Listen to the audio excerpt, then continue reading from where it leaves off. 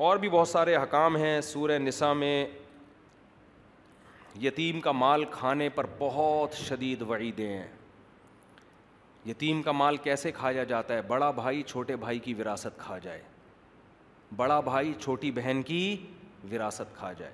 یاد رکھو, کسی کا انتقال ہو گیا اور اس کی بیوی کو پریگنینسی تھی, 1 دن کا حمل تھا, اس حمل کا بھی وراثت میں پورا پورا حصہ ہے. اس کو لڑکا فرض کیا جائے گا اور لڑکے کا حصہ نکال کے رکھا جائے گا. اگر لڑکی ہو گئی تو آدھا کم کر کے بانٹ دیں گے, ورنہ اس کو کیا فرض کریں گے؟ لڑکا. اور اگر ٹوئنز پیدا ہو گئے تو دوبارہ سے تقسیم ہوگی وراثت کی. تو اس حمل کا بھی شریعت نے حصہ رکھا ہے. وراثت کے احکام میں آج بہت زیادہ کوتاہیاں ہیں.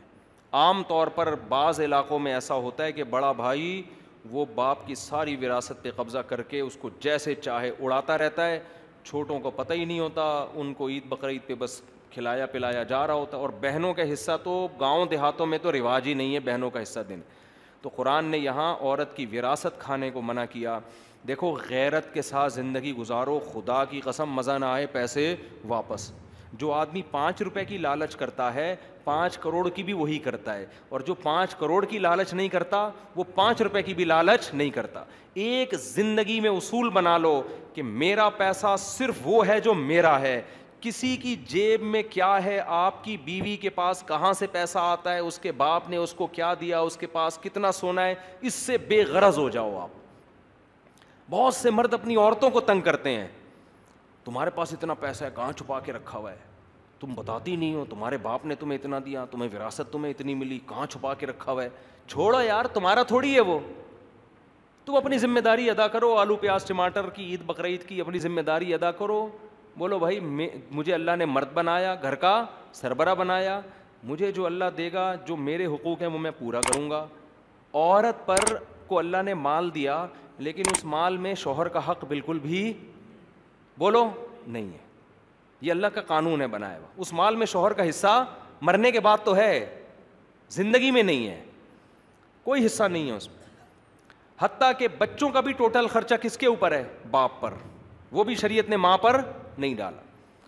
ہاں, عورت کے لیے فضیلت ضرور ہے کہ وہ اپنے شوہر پہ خرچ کرے گی تو ڈبل ثواب ملے گا اس کو, لیکن مرد مطالبہ نہیں کر سکتا, وہ اپنے اختیار سے اپنے میاں کو دے دے کہ آپ بھی اتنا خرچ کرتے ہیں تو مجھے اللہ نے مال دیا ہے, کبھی ضرورت ہو تو آپ کی خدمت میں, جناب کی خدمت میں, ٹھیک ہے نا.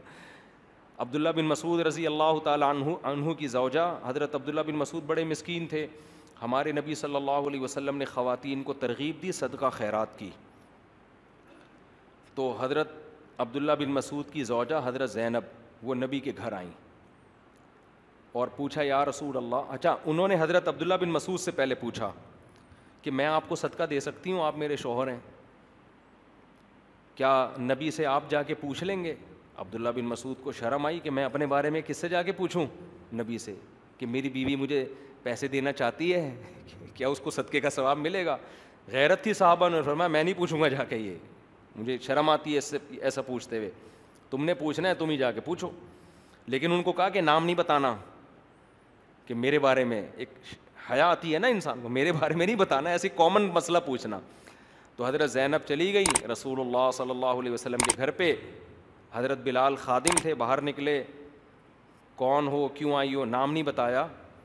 بتایا کہ بھائی ایک عورت اپنے شوہر پہ اگر پیسے دیتی ہے تو اس کو صدقے کا ثواب ملے گا کہ نہیں ملے گا؟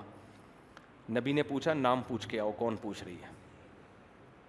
نبی نے فرمایا حضرت بلال سے نام پوچھ کے آؤ, ٹھیک ہے نا.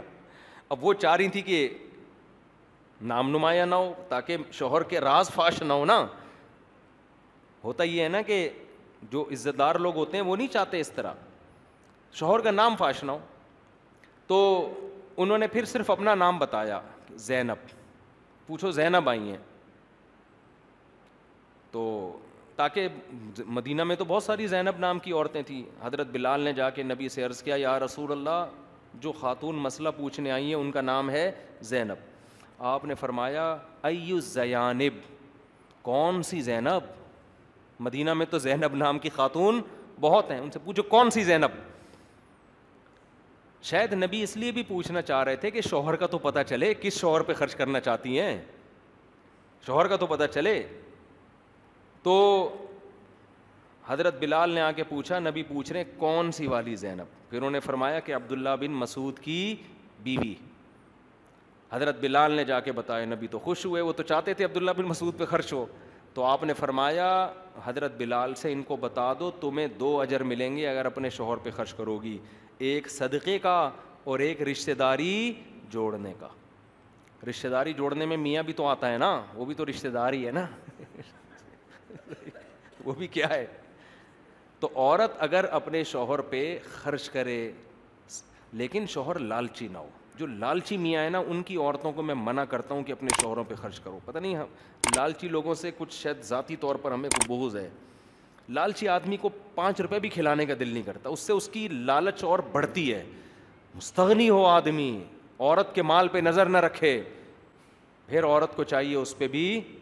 بلکہ عورت کچھ اگر شوہر غیرت مند ہے, عورت کو بولے بھائی میرا مال میرا ہے ہی نہیں, ہم اور آپ ایک ہیں, تو مال بھی ہمارا کیا ہے, ایک ہے, آپ کو جب ضرورت ہو آپ لے لی. عورت کو تو یہی کرنا چاہیے, لیکن مرد کو چاہیے وہ اپنی بیوی کے مال پہ نظر بولو نہ رکھے. سمجھتے ہو کہ نہیں سمجھتے؟ ہاں ایک بات. دوسری بات یہ کہ عورت پر شوہر کا خرچہ بالکل بھی نہیں ہے, چاہے کتنی کروڑ پتی ہو. عورت پر اپنا خرچہ بھی شوہر کے ذمے ہے, چاہے جتنی کروڑ پتی ہو, اس کا اپنا خرچہ کس پر ہے؟ شوہر. لیکن علاج میں نہیں ہے ایسا. بعض خواتین کو یہ مسئلہ معلوم نہیں. جب عورت بیمار ہوتی ہے نا, علاج بیمار ہوتی ہے, اس کے پاس اگر پیسہ ہے تو شرعاً اپنا علاج اپنے پیسوں سے لازم ہے. شوہر پر بیوی پر علاج کے لیے خرچ کرنا لازم نہیں ہے. ہاں جب خرچ کرے جب بیوی کے پاس پیسے نہ ہو. سمجھتے ہو گے نہیں سمجھتے؟ اب عورت کروڑ پتی ہے, علاج آغا خان میں چل رہا ہے, میاں بیچارہ خرچ کر کر کے اس کے بنیان بک رہے ہیں مارکیٹ میں, سمجھ رہے ہیں نا, وہ بنیان سے بھی گیا. تو یہاں بعض خواتین کی طرف سے پھر زیادتی ہوتی ہے.